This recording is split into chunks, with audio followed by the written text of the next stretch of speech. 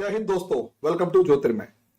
दोस्तों, आज हम फिर से कॉफी पीने वाले हैं सुमित जैन जी के साथ, कॉफी विद सुमित जैन पर।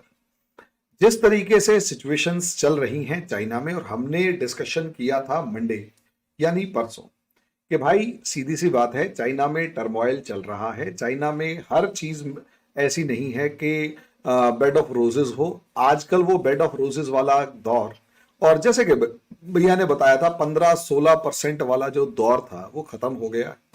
काफी हद तक उस पर ब्रेक लगी है। अब चाइना के अंदर जो ग्रोथ रेट है वो 5%, मुझे लगता है बहुत कम बार ऐसा हुआ है कि चाइना ने ग्रोथ रेट प्रोजेक्ट की हो। 5% ग्रोथ रेट प्रोजेक्ट की है, पहले शायद नहीं करता था, और करता भी था तो मुझे याद नहीं है कि करता भी होगा, लेकिन 5% जोर लगा के, और उसमें भी उसे यह कहना पड़ रहा है कि मिडिल क्लास को घबराना नहीं है। ये घबराना नहीं है शब्द मुझे पाकिस्तान से सुनने में आता था, I am with you time. माफ कीजिएगा मुझे, तो मतलब सॉरी, मतलब याद कीजिए, इमरान खान कहता है कि सबसे पहले तो आपको घबराना नहीं है। जब कोई ये कह रहा है कि घबराना नहीं है तो शायद कोई घबराने वाली बात है। अब वो शायद है तो 15% जब 5% पे आ जाएगा तो ये बिल्कुल ऐसा ही है कि जैसे किसी की सैलरी 4.5 लाख रुपए हो और महीने की एंजॉय कर रहा हो, अब वो 1.5 लाख पे आ गई है, या 45,000 की सैलरी 15,000 पे आ गई है, 1/3 रह गई है। और उस हालात में 1/3 तो है, लेकिन खर्चे उतने ही 45,000 वाले हैं। हालत खराब है, और उसके बाद बंदा कह रहा है ओ घबराओ मत, ऑल इज वेल टाइप की सिचुएशन चल रही है। और उसके बाद पहली बार कोई इकोनॉमी मिडिल क्लास के को बचाने की कोशिश कर रही है। हमने आज तक सुना था गरीबों को बचाओ, लाचारों को बचाओ, गरीबी रेखा से ऊपर बढ़ाओ। अब प्रॉब्लम यह है मिडिल क्लास को बचाओ। या हम यहां पर सोच रहे हैं भाई हो क्या रहा है, क्या है ये, तो समझाइए क्या है ये। हरे मोहन जी, सबसे पहले तो मुझे तो इस बात की खुशी है कि आप ही के चैनल पर हमने कुछ प्रेडिक्शंस करी थी कि शी जिनपिंग क्या करेंगे। अगर लोगों ने वो वीडियो नहीं देखा है, आप प्लीज जाके देख लीजिए। And this prediction which we had done, I can bet you nobody could have ever imagine कि इतना सटीक ये वही चीजें होगी। ऐसे लगता है कि शी जिनपिंग भी वही बात बोलते हैं कि सुमित जैन ने बोल दिया ये ठीक ही होगा, इसको बोल दो, कॉपी और पेस्ट कर दीजिए। हमने बोला था ये अनाउंस करेंगे, 5% जीडीपी बढ़ने वाली है। आज तक आपने बोला है कि कभी भी चाइना ने अनाउंस नहीं किया। भाई जब सुमित जैन ने अनाउंस कर दिया तो करना ही पड़ा, कर दिया। मैं वैसे ऐसे बोल रहा हूं, लोग इसको लिटरली बतले। दूसरा उन्होंने बोला था मिडिल क्लास को हम बचाएंगे, शी जिनपिंग की गारंटी है, ये मजबूरी है। रीजन बीइंग, रेवोल्यूशन कभी भी जो अमीर आदमी होता है, फैक्ट्री वाला आदमी होता है, जिसको हम ओनर बोलते हैं, उनकी तरफ से कभी भी रेवोल्यूशंस क्रिएट नहीं किए जाते। It is always by the lower segment of the population. अब यहां पर lower segment of the population है ही नहीं, सारी कंट्री इन्होंने मिडिल स्केल में लेकर आ गए हैं, which constitutes about 70-80% of the population. अब ये जो है सेगमेंट, ये तंग है, जिंदगी जीना मुश्किल हो गया है। आप इमेजिन कीजिए कि अगर गवर्नमेंट को यह भी अनाउंस करना पड़ेगी भाई पियानो कंट्री के अंदर बिकने बंद हो गए हैं। रीजन बीइंग, यहां पर जैसे आपने सुना होगा, वेस्ट बंगाल एक कम्युनिस्ट प्लेस था, वहां पर सभी सिंगिंग, डांसिंग, म्यूजिक में वो माहिर होते हैं, क्योंकि बचपन से उन्हें एक स्किल ऐसी जो होती है वो सिखाई जाती है। चाइना के अंदर भी ऐसा ही है, सबके घर में आपको एक पियानो दिखेगा, उसमें दादा होगा, पिता होगा, बच्चा होगा, कोई ना कोई उसमें से पियानो बजाता हुआ, सीखता हुआ दिखाई देता है। यहां पियानो ही बिकने बंद हो गए, तो आप समझ सकते हैं कि पूरी की पूरी जो तारे हैं, म्यूजिक है, पूरे कंट्री का बिगड़ा हुआ है। और चाइनीज गवर्नमेंट को भी उसकी अंदाजा है कि अब मिडिल सेगमेंट कंट्री का हिला हुआ है, इनका सुर चेंज हो गए हैं। अगर मैं इनको नहीं बचाऊंगा या इनको अपनी गारंटी नहीं दूंगा कि मेरे नजर में है कि आप तकलीफ में हैं, तो यहां पर रेवोल्यूशन हो सकता है। रेवोल्यूशन वर्ड सुनते ही इनकी जो है, आलू खाते हैं तो सोना नीचे से निकलना शुरू हो जाता है शी जिनपिंग का भी। ओहो, मुझे ऐसी बातें नहीं करनी चाहिए, क्योंकि मैं वापस चाइना जाना है, अभी तो मैं इंडिया में हूं, तो बड़ा बढ़ चढ़ के बोल रहा हूं, कहीं दिक्कत ना हो जाए। But you understand one thing कि ये सारी चीजें वही हो रही हैं। दूसरा, आपने बोला कि इन्होंने बोला कि घबराना नहीं है। भाई, नारा आप पाकिस्तान का कोई भी एग्जाम्पल मत लिया कीजिए। भारत में भी हमारे पास कई महानुभाव हैं जिनके बॉसेस चाइना में हैं। वो आजकल सड़कों पे खड़े होकर भाषण देते हैं, डरो मत। डरो मत का नारा हमने बड़ी बार सुना है हमारे राहुल गंदगी की तरफ से। वो क्या करते हैं, खड़े होकर बोलेंगे देखिए सर्दी है, मैं सर्दी से घबराता नहीं हूं, इसलिए मैं टी शर्ट में, व्हाइट वाली शर्ट में आता हूं सर्दी के टाइम पर। लेकिन जब वो दुबई में जाते हैं 48 डिग्री टेम्परेचर में, तो कोट डाल के जाते हैं। तो क्योंकि वहां पर कुछ सूंघ कर जाने की इजाजत नहीं है, तो उन्हें 48 डिग्री में भी उनको सर्दी लगती है, लेकिन यहां पर सर्दी में भी वो टी शर्ट में फिरते हैं। तो दूसरी बात है, तो चाइना जो उनका बॉस है, वो अपने इस पप्पू को जो ये बोलता है उसको कॉपी कर रहे हैं। मैं पहले बोला आपको, चाइना दो किश्तियों में पैर रखकर चल रहा है। एक है मोदी जी की पॉलिसी कि यहां पर कौन सी ऐसी चीजें हैं कि जो 140 करोड़, जिसको अब ये बोलते हैं हमेशा, चाइना के दिमाग में है कि हम एक डेवलप्ड कंट्री हैं, लेकिन इंडिया बहुत गरीब है। यहां पर चाइना में जो चीजें दिखाई जाती हैं, वो अभी भी यही दिखाते हैं जो 40 साल पहले होता था कि ट्रेन जा रही है, उसके ऊपर लोग बैठकर, ट्रेन के डब्बे के ऊपर बैठ के जाते हैं। चाइना में आज भी वो वीडियोस दिखाई जाती हैं। हमारी जो कांग्रेस के टाइम पर सड़कें टूटी हुई होती थी या मिट्टी की सड़कें थी, आज भी वही चीजें दिखाई जाती हैं कि देखिए ये इंडिया की सड़कें हैं। वो क्योंकि हमारी जो मूवीज हैं, जैसे दंगल मूवी आई, कोई और मूवी आई, उसमें हमेशा वो मिट्टी की सड़कें, गांव के लोग, वो दिखाई चीजें। तो वहां पर एक ऐसा परसेप्शन है कि India is a very very poor country. और वो दिखाते भी हैं कि भाई दुनिया के सबसे ज्यादा जो गरीबी है वो भारत में है, as far as number of people are concern. एक ही कंट्री में 300, 400, 500 million people are below poverty line. तो उनके दिमाग में एक सुप्रीमेसी है भारत को लेकर। और ये देखते हैं कि अगर मोदी जी ने 10 सालों में ऐसी कंट्री जो इतनी गरीब थी, जहां पे कुछ था नहीं, उसको अपलिफ्ट किया है, that means something is right. तो इन्होंने जो चीजें इंडिया ने राइट करी हैं उसको इंप्लीमेंट करना शुरू कर दिया, एक चीज। दूसरा, एक आश्वासन है, मोदी की गारंटी जैसे था, तो शी जिनपिंग की गारंटी है, मुझे मालूम है, मैं कर रहा हूं, चिंता मत करो, चाइना का फ्यूचर ब्राइट है। जैसे भारत के लिए मोदी जी क्या बोलते हैं, 47 तक हम एक डेवलप्ड कंट्री बनेंगे। दैट मीन्स आपको एक उन्होंने नारा दे दिया, एक विजन दे दिया मोदी जी ने। चाइना ने भी वही चीज करनी शुरू कर दी। हम दिक्कत में हैं, लेकिन we will come out of it. एक चीज और करी है, आपने देखा होगा कि मोदी जी नाम नहीं लेते किसी का भी, लेकिन सबकी वाट लगाई हुई है। कैसे? जैसे पाकिस्तान का नाम हम नहीं लेते, चाइना का नाम हम नहीं लेते, लेकिन सबको अपनी अपनी औकात पर रखा हुआ है। चाइना ने पहली बार इस मीटिंग में ताइवान का नाम नहीं लिया कि हम यूनिफिकेशन ऑफ ताइवान करेंगे, उन्होंने नहीं लिया। इसका रीजन क्या है?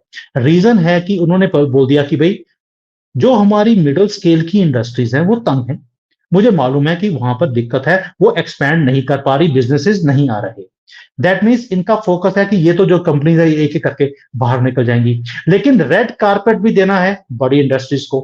वो तभी आएंगी चाइना में नई इन्वेस्टमेंट लेकर, अगर यहां पर कोई भी वॉर की सिचुएशन नहीं दिखेगी उनको कि चाइना सुधर गया है, वॉर की कोई सिचुएशन नहीं है, कहीं भी इनके ऊपर सैंक्शंस नहीं लगने वाले। क्योंकि चाइना अगर वॉर पे जाएगा किसी के साथ भी, इसके ऊपर इतनी सैंक्शंस लगा दी जाएंगी, ये 1 साल में कोलैप्स कर जाएंगे। चाइना ने भी अपना नैरेटिव ताइवान को लेकर खत्म कर दिया है।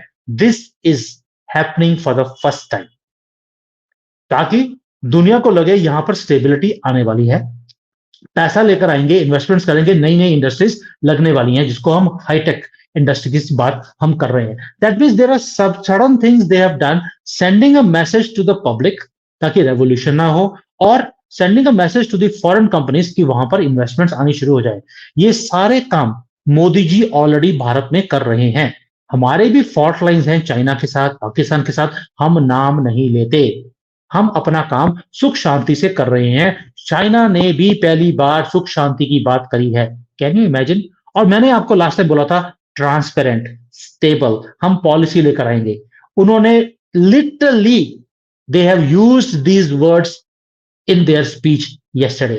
दैट मीन्स जो बोला कॉपी पेस्ट करके इन्होंने वो बोल दिया। ये मैं क्यों बोल सकता हूं इतने ज्यादा कॉन्फिडेंस के साथ कि I can understand what CCP is doing, because I live there, I work in the corporates, और जो कॉन्फ्रेंसेस इन्होंने उसके पहले करी, मैं उस सारी कॉन्फ्रेंसेस का पार्ट में था, where people were telling what we want from the government, and government सुनना उन्होंने पहली बार शुरू किया है। सीसीबी कभी भी किसी की बात नहीं सुनती, वो जो इनके दिमाग में आ गया वही नीचे तक जाता है।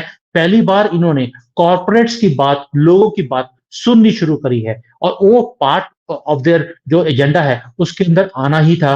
तभी भी इसीलिए मैं पहली बार मैंने भी प्रेडिक्ट किया है कि सीसीबी क्या करने वाला है, and it was exactly to the point, you can take it to the bank, it was that kind of clarity. So मुझे खुशी इस बात की है, not that I am boasting कि अब मैंने प्रेडिक्ट कर दिया सीसीबी को, नो, मुझे खुशी इस बात की है कि चाइना ने सुनना शुरू किया, गवर्नमेंट ने, और इन्होंने उन चीजों को इंप्लीमेंट करना शुरू किया जो इनकी कंट्री को आगे लेके जा सकती है। अब जो लोग आते हैं इंडियन टीवी के ऊपर, वो चाइना तो टूटने वाला जी, चाइना का जो शी जिनपिंग है वो प्रेस कॉन्फ्रेंस नहीं कर रहा, डरा हुआ है। ओ भाई, जो प्रेस प्रेस कॉन्फ्रेंस है चाइना में वो भी फिक्स्ड मैच होता है, वो कौन सा क्वेश्चन पूछ रहा है उसका आंसर क्या देना है वो पहले से फिक्स होता है। यहाँ पर वो इंडिया वाला हाल नहीं है कि एब्रप्टली कोई भी क्वेश्चन पूछ लिया, अगर किसी ने ऐसी हरकत करी वो उस रात सोएगा नहीं और सुबह दिखेगा नहीं। तो ये जो लोग बोलते हैं, because they don't understand what is CCP, what is Chinese working style, what is their culture, इसीलिए उनको समझ नहीं आती है। एंड मोहन जी, मैंने आपको पहले बोला है, जो ये सारी एक्सक्लूसिव चीजें होती है, I don't know why I give it to you always, I don't even cover it on my own channel, because I want people who are coming on your channel, वो सारे हैं future IAS, I want them to learn something, something beautiful, something broad, something which can they can take in their life. So please understand, China डूबने वाला नहीं है, China एक right policy बना रहा है।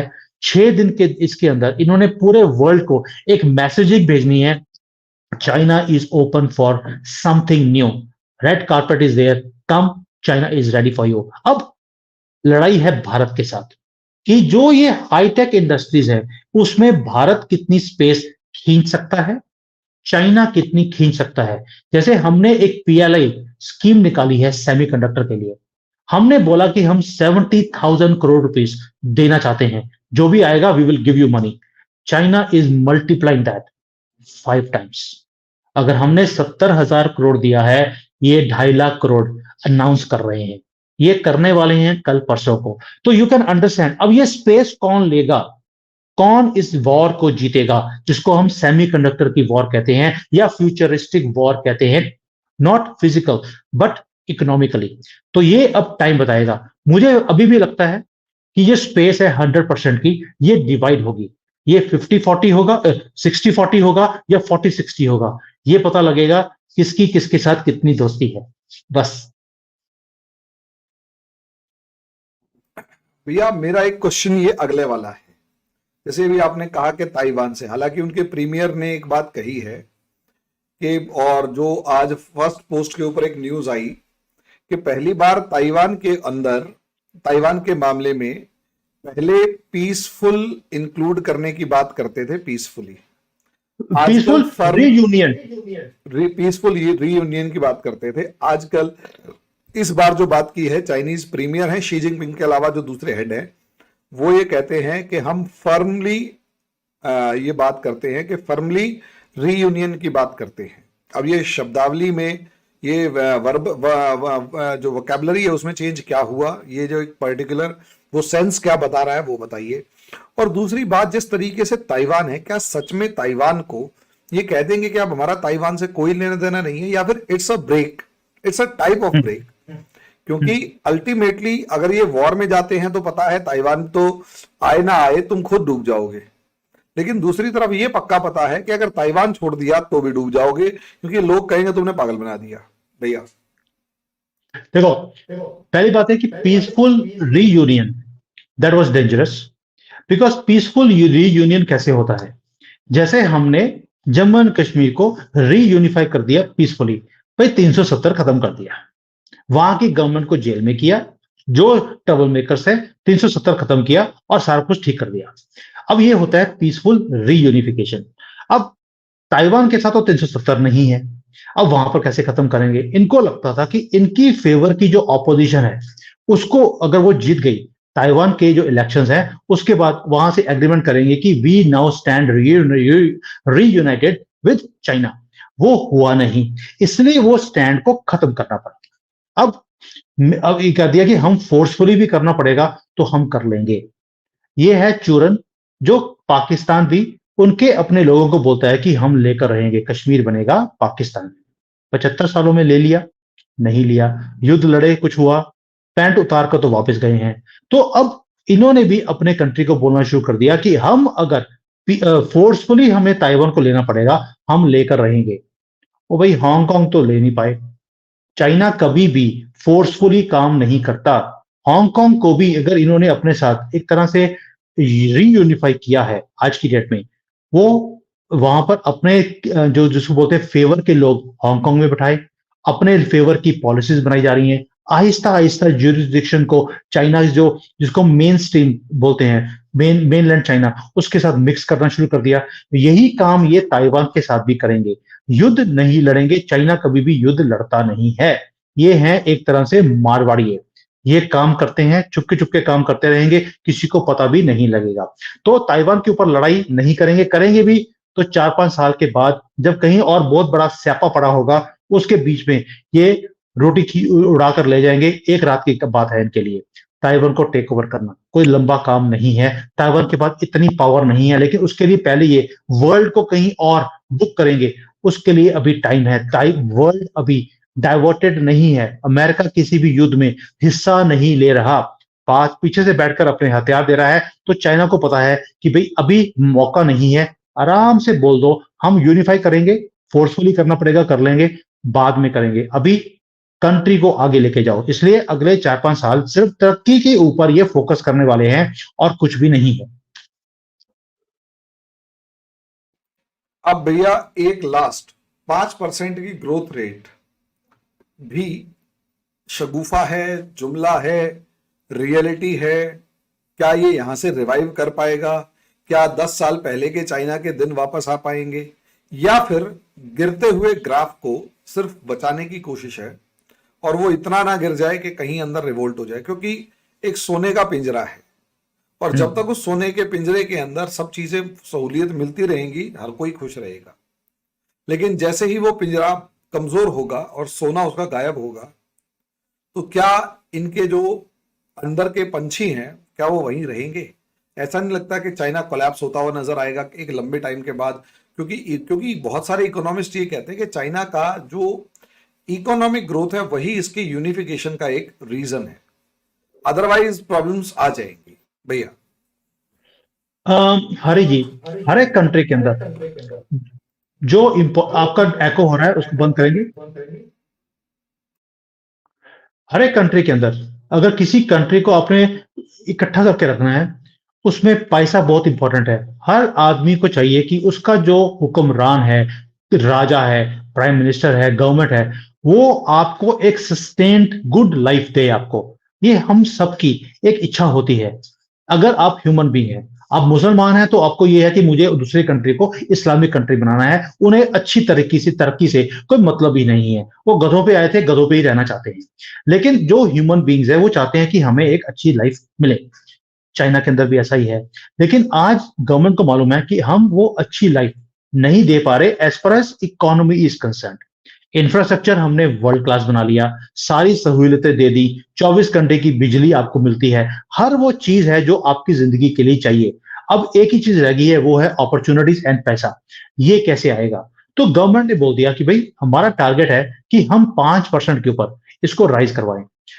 5% के ऊपर राइज करेंगे या नहीं करेंगे अभी डिफिकल्ट लगता है, लेकिन नंबर्स हैं, they will tell in the year end कि भैया हमने 5% बोला था, हम 5.2 के ऊपर राइज कर गए।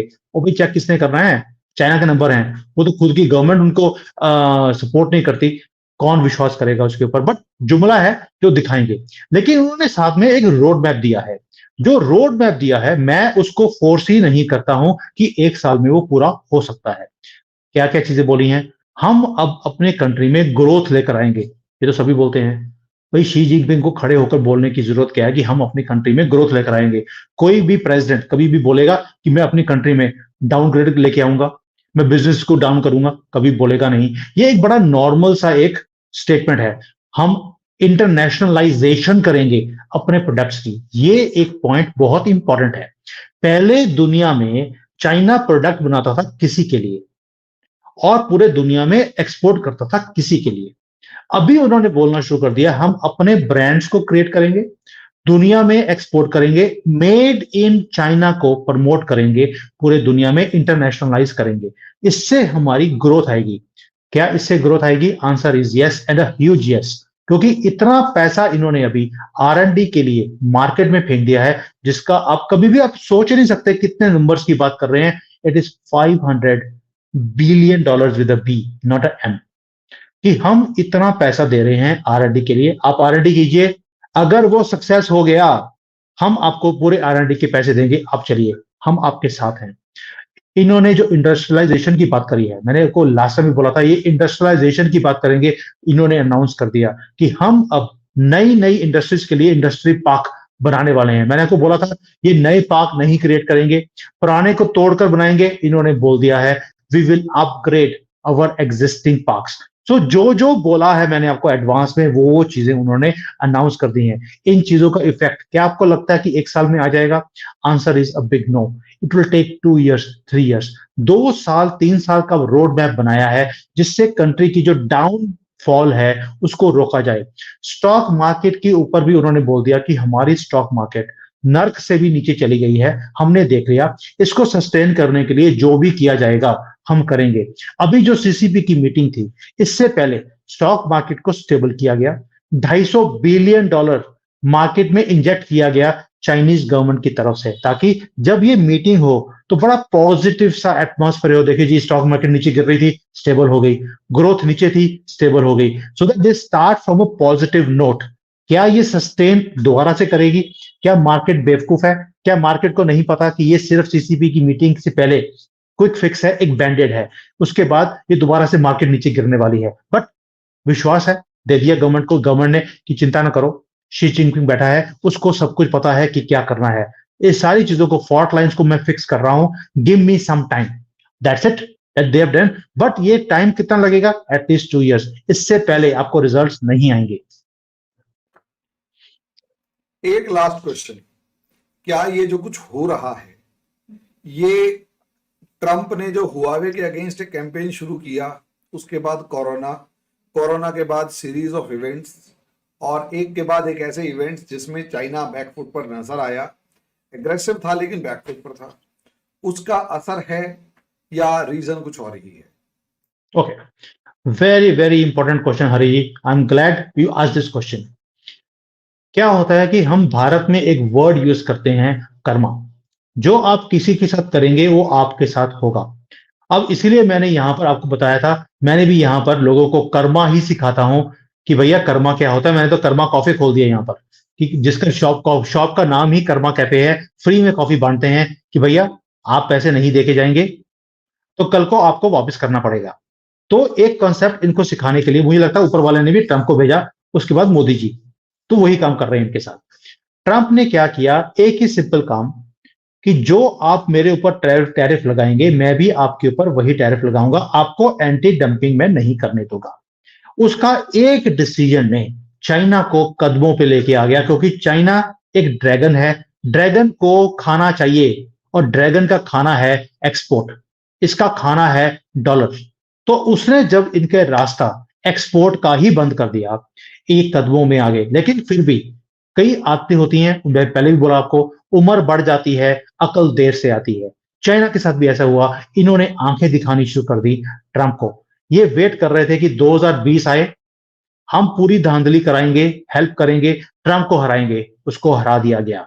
बाइडेन जैसे आदमी को बैठा दिया, जिसने आते ही वो सारे काम रिवर्स कर दिए जो ट्रंप ने करे थे। सारी टेक्नोलॉजीज को ट्रांसफर करवा दिया, उसके बाद बोल दिया चाइना को कोई टेक्नोलॉजी ट्रांसफर नहीं की जाएगी। अगर आज चाइना सरवाइव कर रहा है, it is because of Biden. लेकिन ट्रंप ने तो इनको कदमों में ले आया था। एक तो वो हो गया ट्रंप का। उसके बाद ये जो कोविड आया, कोविड को इन्होंने पूरे वर्ल्ड में एक्सपोर्ट करके काम क्या किया, सिर्फ ये कि हम नंबर 1 बनना चाहते हैं। वहां पे शुरू हुई गेम कर्मा की, कि आप अगर दुनिया को बंद कराने की कोशिश करोगे, आपके साथ भी वही काम होगा। और तीसरा, जो मार्केट है पूरे दुनिया में, वो मार्केट थी इनकी अमेरिका एंड यूरोप। दोनों में रिसेशन आ गया बिकॉज़ ऑफ रशियन वॉर। इनको लगता था कि वहां पर रिसेशन है, हम इंडियन मार्केट में घुस जाएंगे, यहाँ तो फ्री पास है, कुछ भी कर सकते हैं, क्योंकि पुरानी आदतें 2004 से 14 तक इन्होंने मलाई खाई है।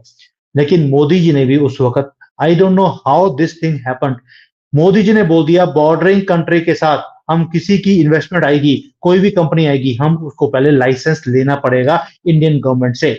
उससे क्या हुआ कि इनकी इन्वेस्टमेंट बंद कर दी गई। इन्हें जो मलाई खाने की आदत थी इंडिया से, उसका रास्ता ही नहीं दिया गया।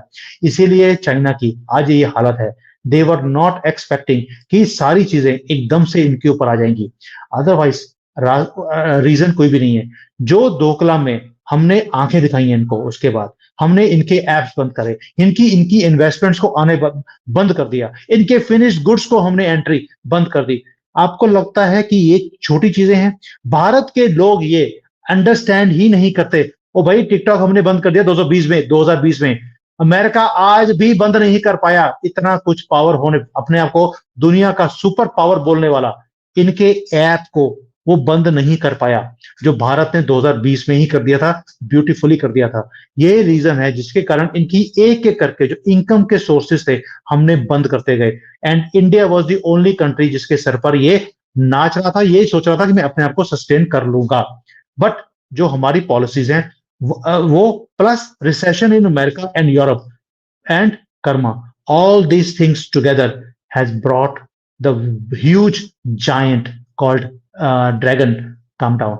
अभी ये ड्रैगन पेपर ड्रैगन रह गया है और कुछ भी नहीं है। तो दोस्तों, जिस तरीके से सुमित भैया ने हमें समझाया कि असलियत में पहली बात तो पिछले वाले वीडियो की बहुत सारी प्रिडिक्शंस सीधी सीधी गई है, मजा आ गया देख के। और अब अगर देखा जाए तो भैया ने जिस तरीके से बताया कि भाई क्रिटिकल सिचुएशंस में पहुंच चुका है और आईसीयू टाइप का एक बजर दबा दिया है कि हाँ भाई, सिचुएशंस थोड़ी सी खराब हैं और हमें बच के रहना पड़ेगा और संभलना पड़ेगा, अगर नहीं संभले तो डूब जाएंगे। और इसीलिए वो बेबी स्टेप्स उठाने की कोशिश की जा रही है, उसमें चाहे नकल करे चाहे कुछ भी, लेकिन कर रही है। आगे जो होता है वो तो देखिए वक्त बताएगा, लेकिन इतना पक्का है और आगे वाले वीडियोस में हम डिस्कस भी करते रहेंगे कि हाँ भाई, कितनी ज्यादा क्रिटिकल सिचुएशंस लगातार चल रही है। लेकिन अभी के लिए हम इतना ही रखेंगे, अगले वीडियो में अगले टॉपिक पर डिस्कस करेंगे। मेरे चैनल ज्योतिर्मय और भैया के channel coffee with Sumit Jain दोनों को लाइक करें, सब्सक्राइब करें, शेयर करें, बेल आइकन जरूर दबाएं ताकि हमारी ये वीडियोस आप लोगों तक जल्दी से जल्दी पहुंच सकें। धन्यवाद भैया, thank you very much. Thank you. Hi there. If you liked the video, please don't forget to smash the like button, subscribe to our channel, and activate the bell icon so that you receive all notifications whenever we upload a new video. Thanks for watching.